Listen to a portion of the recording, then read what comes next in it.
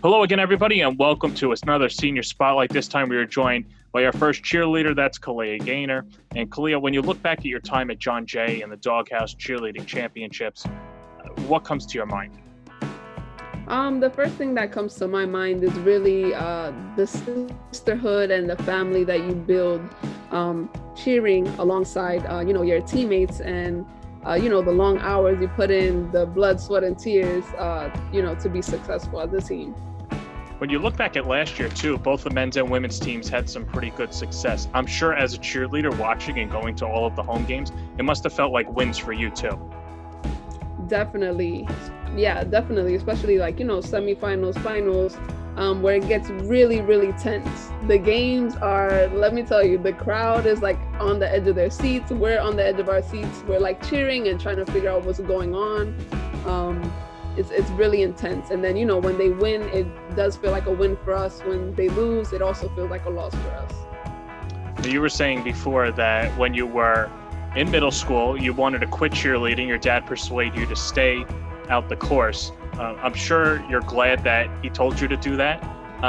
But what was it about these last few years, or at least after middle school, that you said, hey, cheerleading could be for me?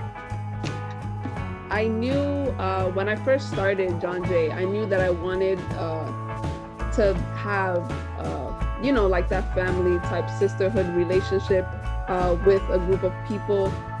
So I was like, you know what, let me try cheerleading again, because it's very different than, middle school cheerleading. And as soon as I got on the team, I was welcomed with open arms and a lot of encouragement. So that really persuaded me to stay. And then from my, freshman year all the way until I graduated, I grew so much, in cheer as a person. And, a lot has to do with the people who were around me. Now, you mentioned that you graduated. What's next for you? So I am currently working at the Office of Disaster Assistance, the Small Business Administration, helping small businesses get their EIDL loan, economic injury disaster loan, because of COVID.